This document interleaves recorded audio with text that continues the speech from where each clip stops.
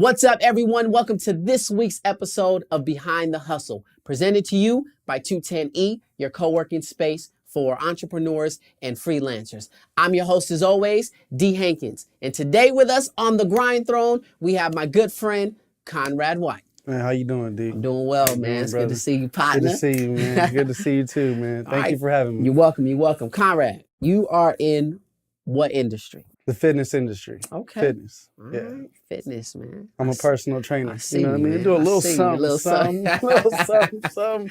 I'm with it. I'm with it. So Behind the Hustle is all about what goes behind the scenes of being an entrepreneur. Now, my first question for you, my dude, is you're in the fitness industry. Mm-hmm. We're talking about a multi-billion-dollar industry that's saturated with personal trainers, it's saturated with celebrity trainers, it's saturated with celebrities in general. Yes. What got you thinking, you know what? I don't care. I don't care if it's oversaturated. I'm gonna do this and I'm gonna find my way. Like, what's the mindset of an entrepreneur that wants to go into the fitness industry? Well, before Instagram, I know people, that's like prehistoric now. But before Instagram, we had to hustle. We still had social media. We still had, Facebook, MySpace and all that stuff. But it was more so I had to interact with people a little bit more. Now Instagram, you're able to post videos. You're able to send videos, tag videos, hashtag things to where people can come to your page. So when I started, and what got me into it is working out with my friends. They would always come to me, Conrad, what's the workout? Let's go to the gym. Let's go to LA Fitness. Let's do this. Let's do that. So I'm like, okay, well, if they're coming to me for workouts, why not try to make a living out of this? Why not? It's something I enjoy. I played sports my whole life, and coming with sports, you had to work out. And why not do something that I love? Yeah. And I figured that was my foot to open the door into the fitness industry. Okay, that's funny because getting into that, just what should I do? That question. Every entrepreneur has that question, like, what should I do? And the experts out there say, if somebody's asking you, if one person is asking you, yo, how do you do this? Then you give advice. Yes.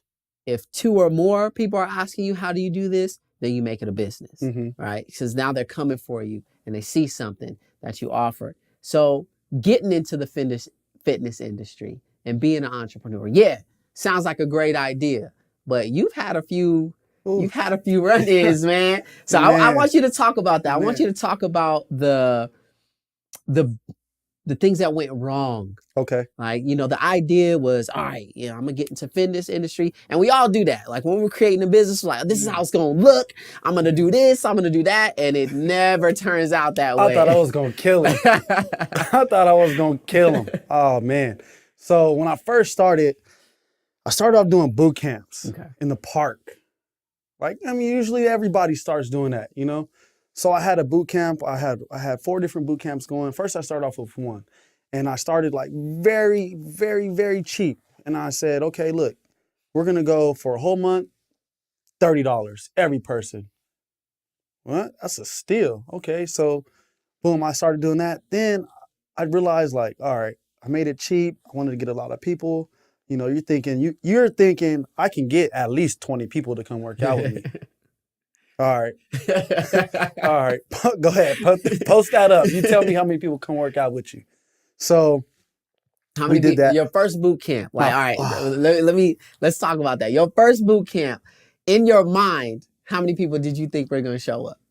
Like in your mind? At least 20. All right. How many people showed up? 5. One was my mom. So that don't count. You know what I mean? That doesn't count. So I really had like 4 people there plus my mom, you know what I mean? And then, oh man. And then so like, I just really didn't know really how to start the session,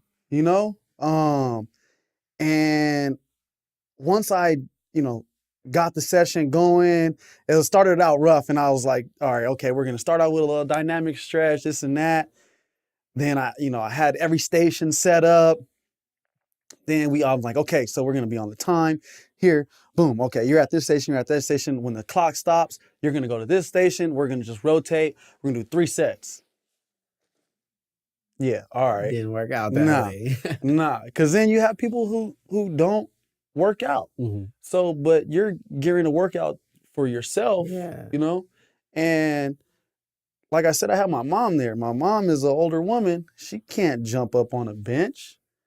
She can't pick up a 25-pound slam ball on her first day out there. Yeah. So I had to learn how to modify things. Mm-hmm. And then once I started, once I got the kinks out, you got your first day of anytime your first day of practice, your first day of work, your first day of whatever, there's always going to be some sort of hiccup. Yeah.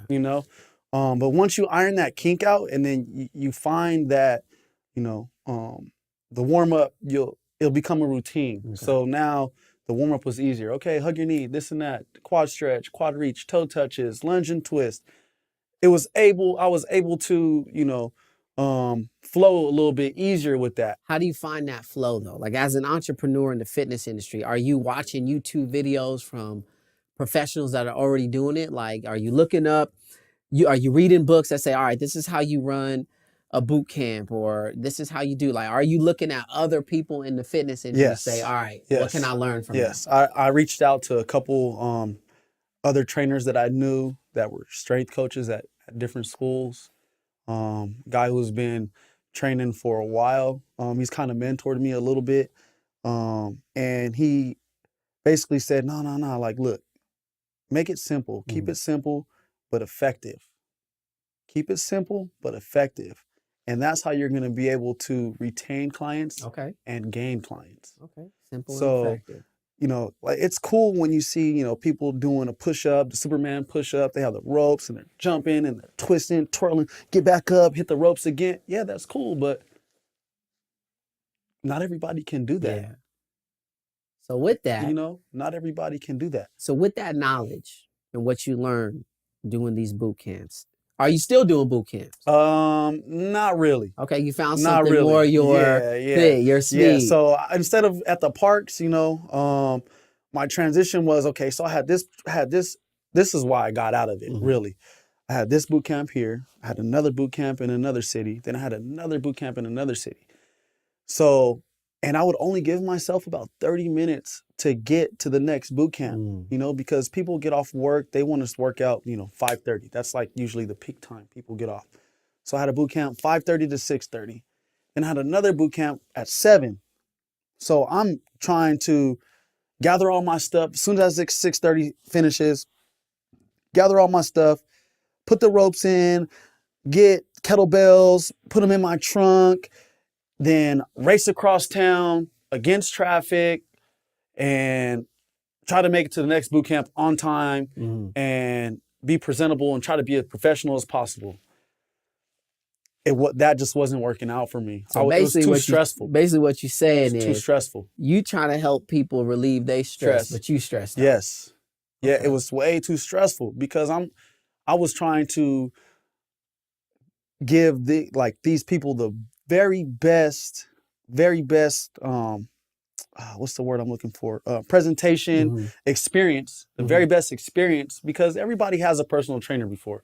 Or I would say 8 out of 10 people have had a personal trainer, or they've worked out with somebody who knows something about training. Yeah.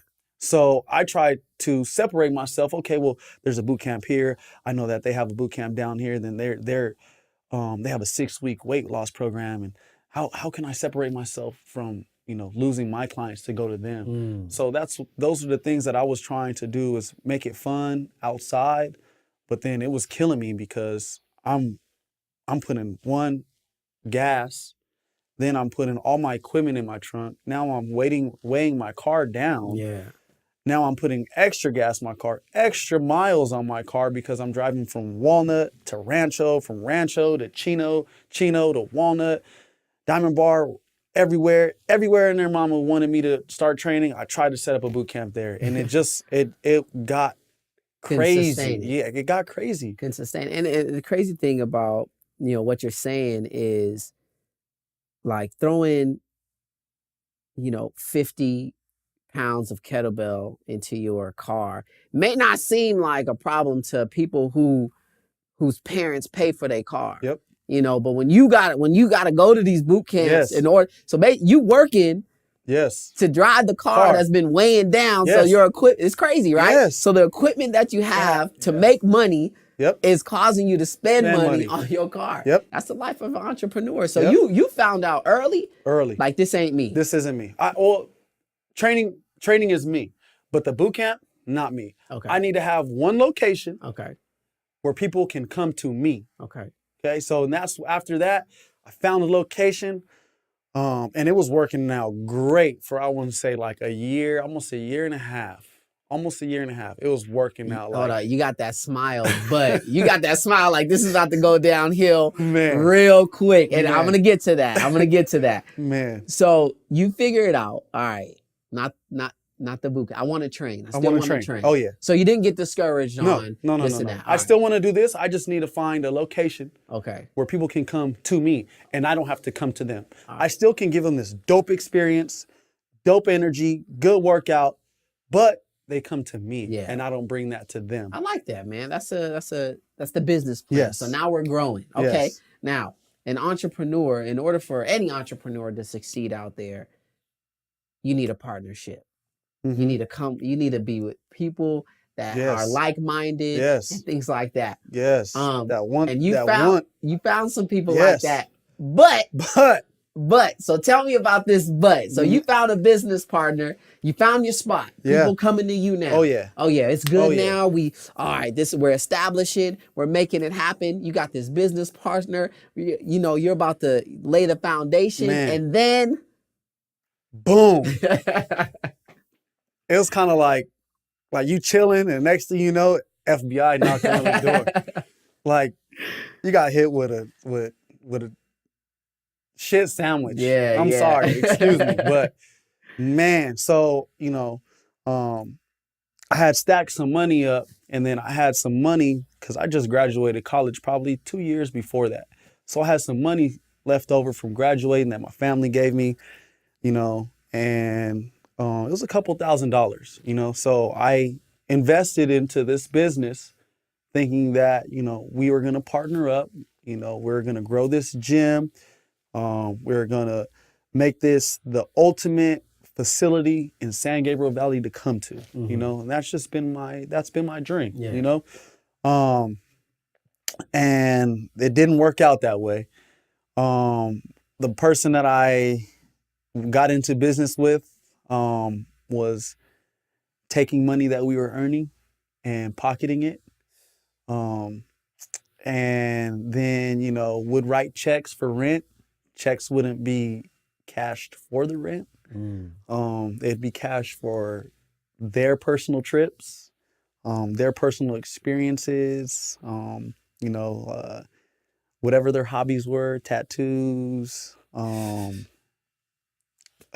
whatever you can think of, man. It just wasn't going to the gym. How'd you find out, man? How'd you find out that this business part, because you thinking, all right, here I am, I'm going to work every day, I'm doing my part, I'm paying my dues, I'm making sure everything, like, what was the turning point that was just like, yo, what? Whoa. I go to work, okay, and I try to show up, about 10 to 15 minutes early. So I go to work, I'm going to the gym.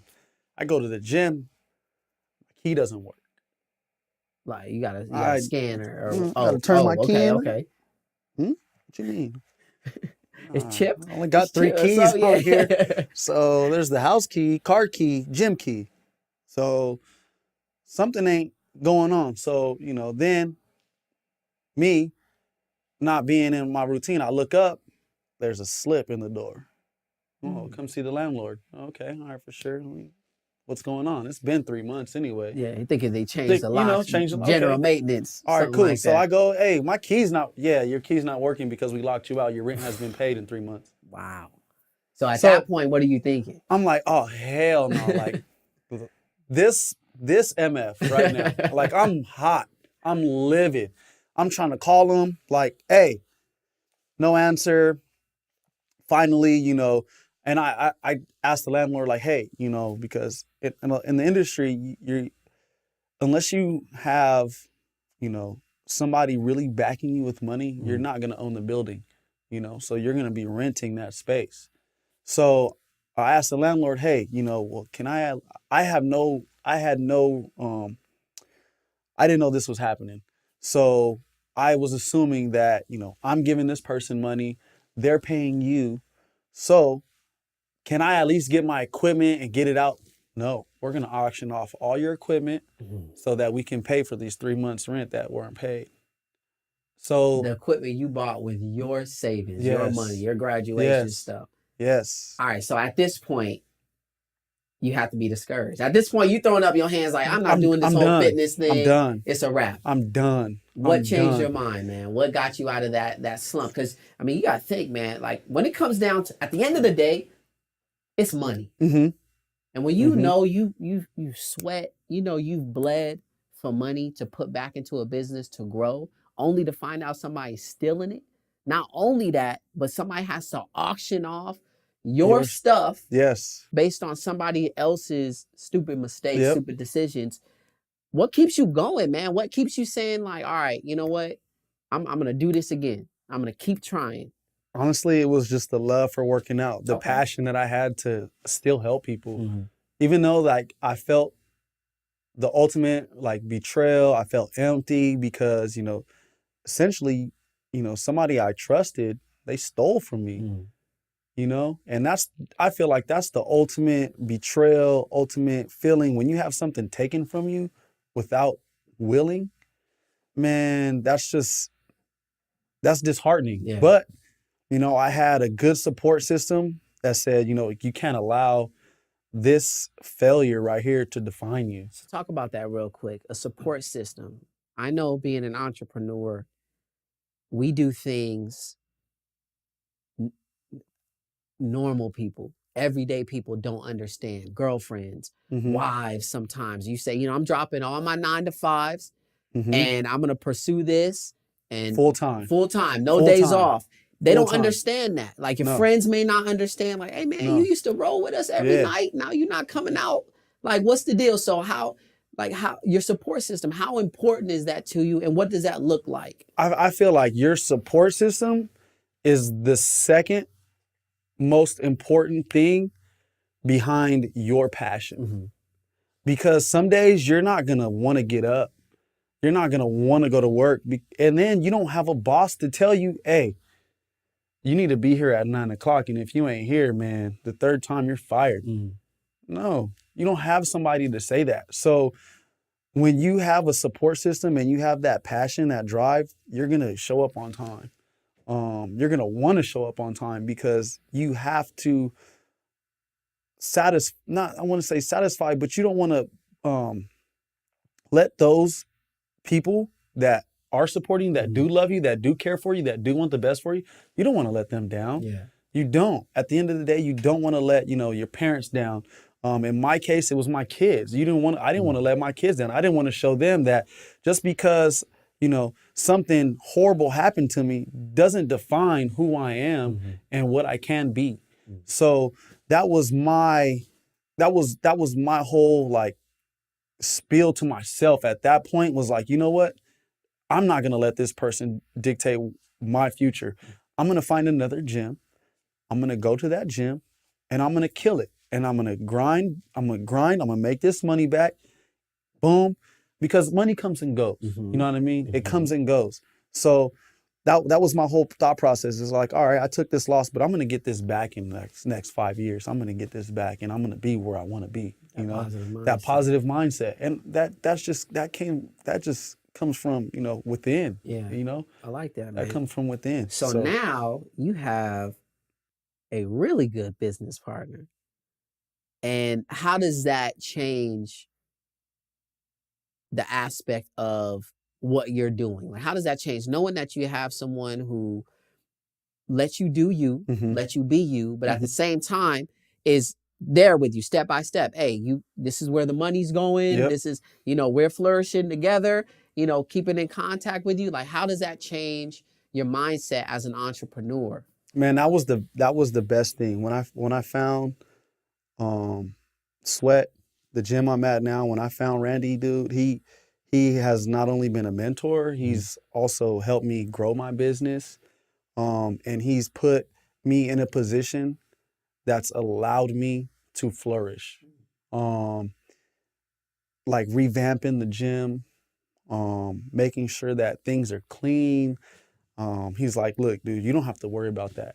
Don't worry about, cleaning the bathrooms. Don't worry about, if rent's gonna be paid on time. I'm gonna pay the rent. Why? Because I'm in your shoes. This is my job too, and this is the only thing that I have that can or that is going to pay the bills. This is it. So it was relieving knowing that this person didn't have a side hustle that could potentially, you know what I mean, leave me back to where I was. You know what I mean? So that was a blessing. So it's kind of like it sounds like the trust is mutual. Like you're leaning on him just as much as he's leaning on 100%. You. Like, yo, this is 100%. Don't come in here messing up my thing. Yeah. Oh yeah. Okay. Oh yeah. Oh yeah. That's just what it is. It was, I've established this already. I've been here for 3 years before you even came, Conrad. So know that. Don't come in here and jack my business up. You know what I mean? Make sure that you have your money, your rent, your whatever we need from you on X day. And we'll be good. On the 10th of every month. You know what I mean? We're good. We're good. Now if something breaks in the gym, you bought it, I'll replace it. Or you buy something for the gym, I'll give you a receipt. Boom. We leave it like that. We go how it is. But if you just want to buy something of yours and keep it in here, cool. Yeah. That's perfect. You know what I mean? So though that aspect helped me a lot, man. Finding like somebody that was, good-hearted and driven. You don't get that. I love you that, don't get man. that, man. Love that. You don't get that everywhere. I got one more question for you, man, before we get out of here.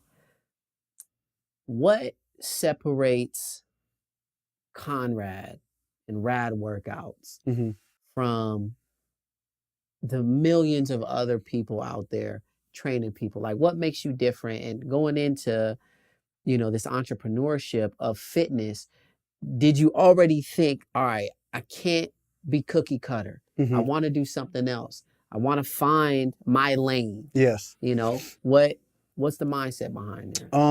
What separates you? Okay. I want to say what separates me is that I care. And I truly care. You know what I mean? Being like, I would say I care for people because I've trained for free. I've used the barter system to where, a client may have, 4 or 5 kids and can't pay me. Okay, well, can you cook lunch for me? Can you make me lunch? And then we'll do that. You know what I mean? So when you go grocery shopping, every session that we have, you just bring me lunch.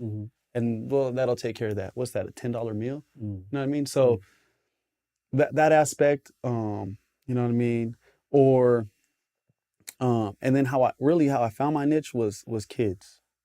You know what I mean? Being a football coach too, I was like, all right, well, I can influence, I can reach a kid and I can change somebody's future just based off me working with them and giving them a great experience.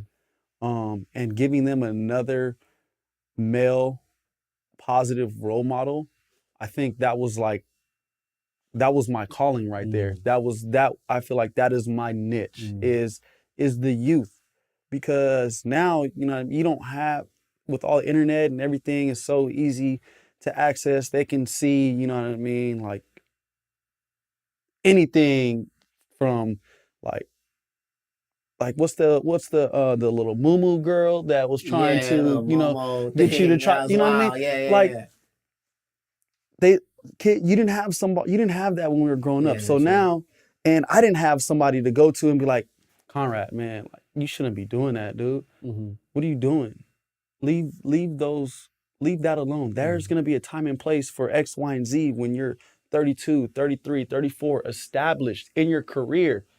I didn't have that as for, you know, a role model, somebody else to go to. Like, I had my brothers and stuff, but I didn't have somebody outside my circle telling me, stay on track, stay focused, leave that alone. So you're utilizing your platform not only to develop muscles, but to develop people as human beings.